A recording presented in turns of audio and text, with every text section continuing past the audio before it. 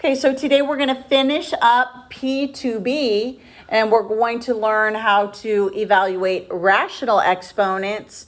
And again, really what we're dealing with are fractions.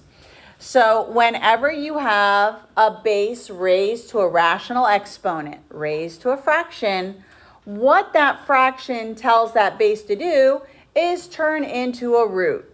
Whether it's a cube root, a square root, a fourth root, whatever the denominator is, that's the root. So sometimes when I would first teach this, students would get confused in Algebra 1.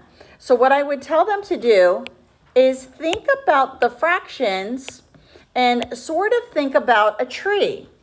And a tree, the roots of the tree are underground. They're at the bottom of the tree. So the bottom of the fraction, this is the root that you're going to find. And then the top of the fraction, this is going to be the exponent.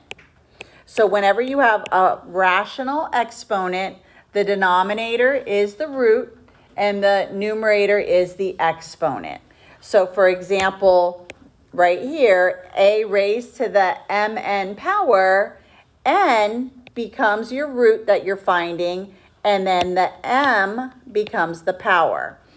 Now, when you're evaluating these, generally it's easier to do the root first and then the exponent, but sometimes you can't do the root first, you would have to do the power first. So it really doesn't matter which one you do first. If it's possible to do the root first, it definitely makes it easier because it makes the number a little bit smaller. Now this little number that's right here, like where the n goes, this is called your index. And this will tell you what root you're taking. So if the denominator is a 3, you're doing a cube root. You're figuring out what number times itself 3 times would give you the number under the radical. If it's a 2, or you don't see a number here, know that this is assumed to be a square root. So whenever you see just a radical symbol with no little number here, it's assumed to be you're doing a square root. All the other roots will have an index number there.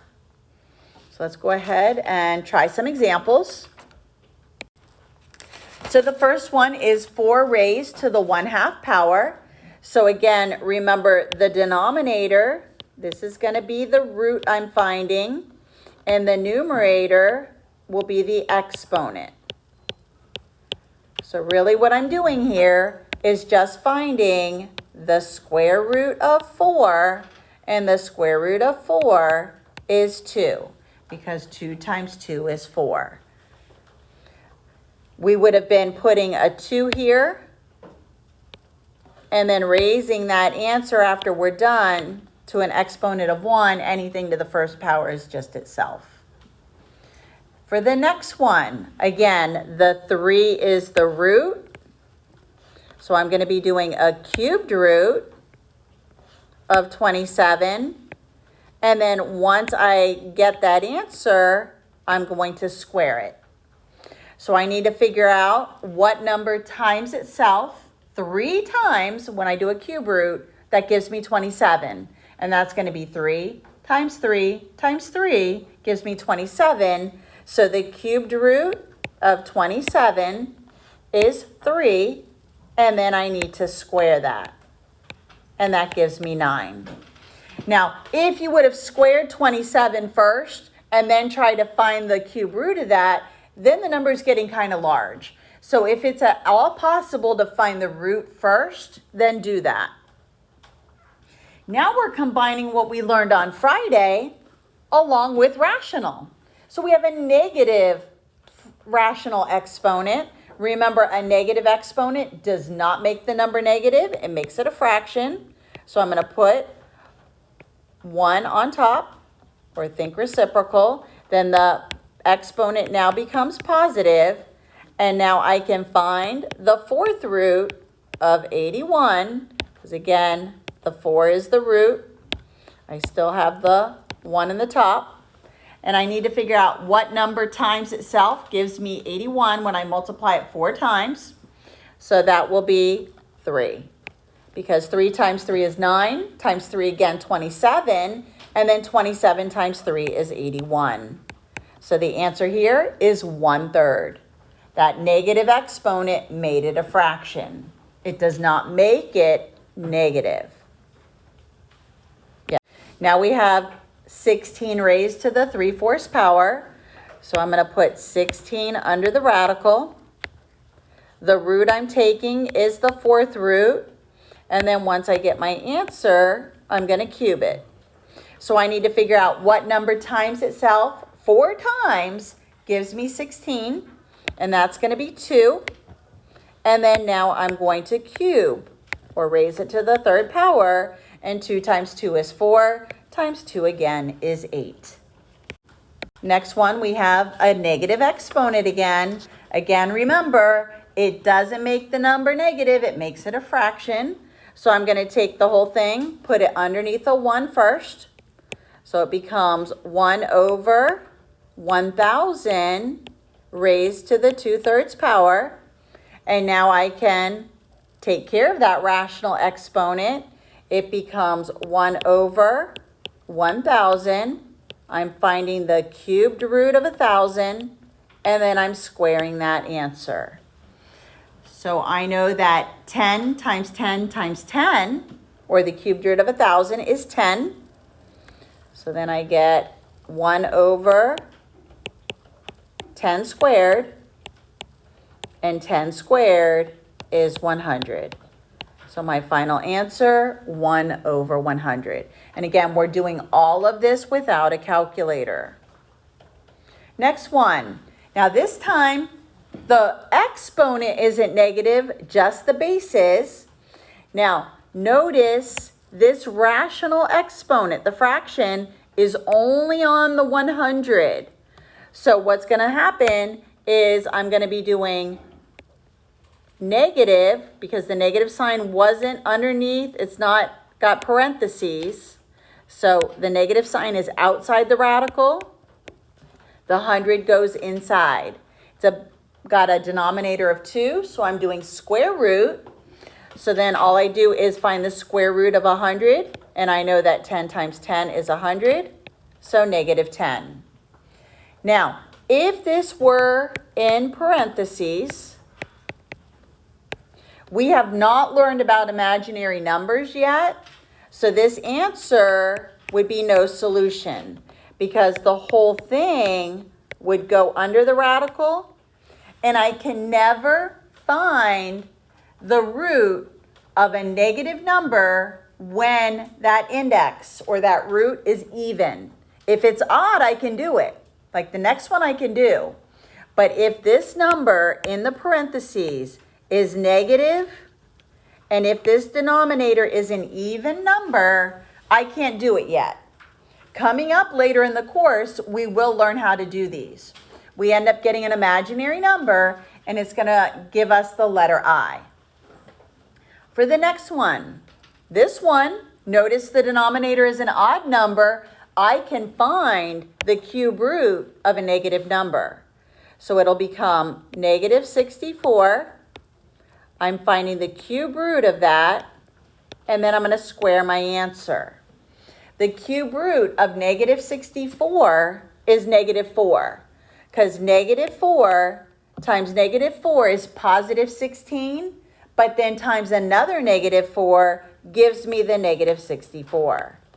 But now I need to square -4, which now gives me +16. Oh, and I already did number 8, not realizing that that was that example. So I already did it. So the whole thing goes under the radical.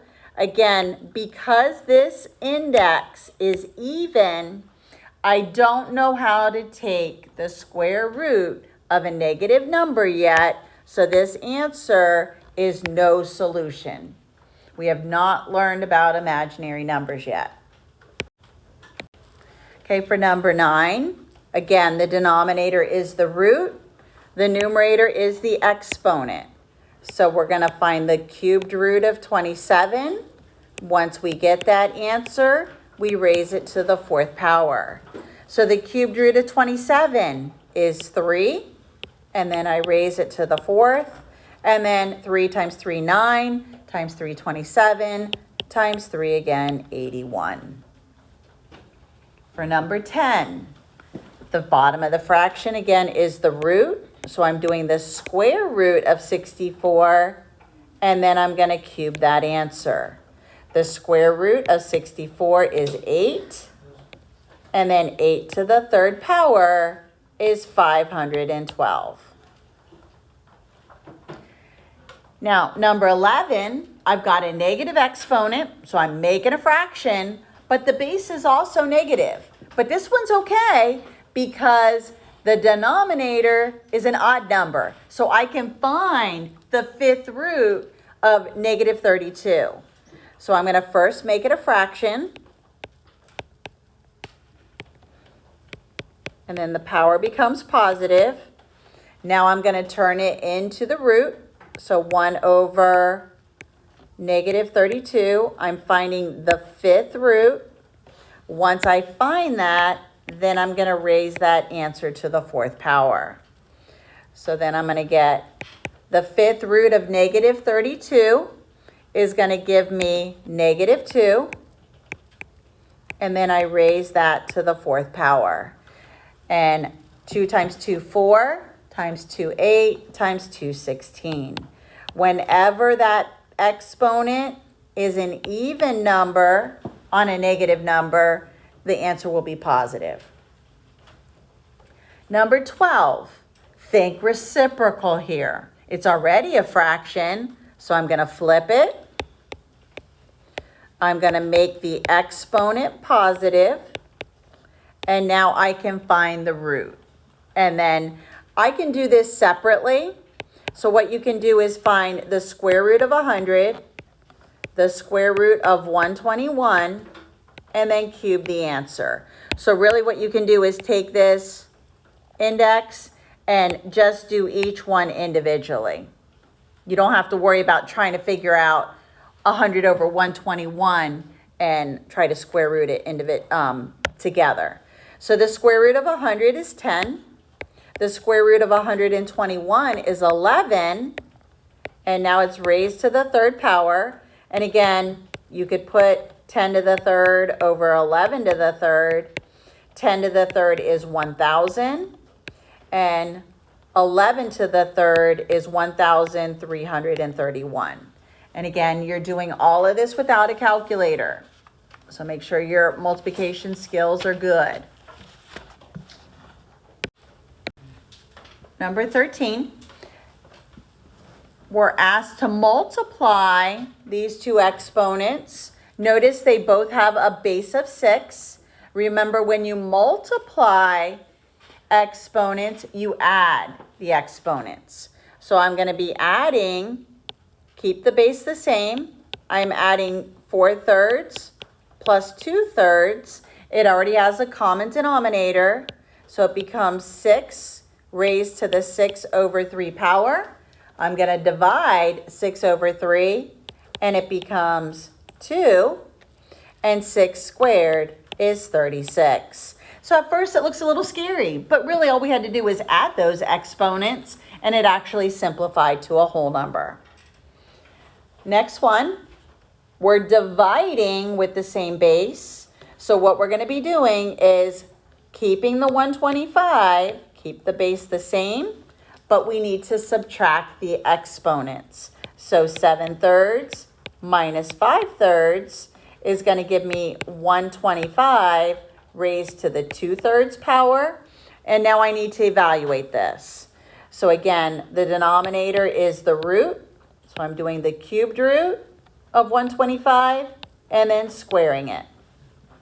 The cubed root of 125 is 5, because 5 times 5 is 25, times 5 again is 125. And then square it, and my final answer is 25. So on these, you don't need to evaluate each one separately and then go back and multiply. Use your rules of exponents. Just when you multiply, you add the powers. When you divide, you subtract. Same thing on number 15. They both have a base of r. So all I need to do is do 8/9 plus 17/9, and that's the power there. So then I'm going to add this fraction. This gives me 9/9, which is 1 whole. So the answer just becomes r to the first, but we don't need to write the little power of 1. One last slide with 3 examples. Last example. Now we got a bunch of letters and we've got multiplication, we got power to a power, we got division, so we got a lot going on here. Now this is similar to the other one when we first learned the exponents. You can either, evaluate, you got to follow order of operations. So let's go ahead and take a look what we got here. So let's zoom in here to number 16. So what I can do here is I can go ahead and simplify this. And I could, when I multiply, you know that you're going to be adding. So what I need to do here is 5/4 plus -2. But I need to find a common denominator. So actually what I can do here is turn -2. Common denominator is 4. And make this -8/4, which now gives me -3/4. And then now what I can do is I have z raised to the 3/4 power divided by z to the -3/4. And then what I can do here is subtract. So I could do 3/4 minus -3/4. Keep flip, change it. And it becomes 6/4, which becomes 3/2. So the final answer here would be z raised to the 3/2 power. Now, if you prefer to move this to the top, you could have moved it to the top, added it to the 3/4, and then subtracted. Either way, it doesn't matter. It's totally up to you. For the next one, I'm going to go ahead and apply. Yes. All right, then 17. I'm going to take care of the power to the power first. So remember, when it's a power raised to a power, we multiply. So what I'm doing here for the first one, it's 1/5 times 15/1, which gives me 3. So I have x to the 3rd. And then for the y, it'll be 2/3 times 15/1. Simplify. And this gives me 10/1. So y to the 10th. And then the x squared stayed there. Now I have 2 variables that have the same base. So I have my x squared and my y cubed, so I can subtract them. So then this would become x, and then y to the 10th stays, because I'm doing x cubed divided by x squared, and I subtract the powers, and it becomes x to the 1st, and that's what I wrote right there. And then the last one, apply the power to the power first. So this will become p to the 3/4 power, because I'm doing 3/1 times 1/4. Here, 5/4 times 2/1. Simplify. This becomes 5/2. And actually, let's go back. Let me go back here. Let's leave it. So let me just do 5/4 times 2/1, and it becomes 10/4. Because remember, what we need to do here now is subtract the powers. If you would have reduced 10/4 to 5/2, you still would have had to gone back and found a common denominator, because remember, when you divide, we take the powers and we subtract. So it'll be 3 minus 10, and this will become p to the -7/4 power. We don't want to leave it as a negative exponent, so we're going to put it under a 1 and then make the exponent positive. So more than likely, this will be how you're going to leave it. You won't need to put it under a radical and put it to the fourth root. So just leave it as a positive exponent. And that is it for the notes on P2B.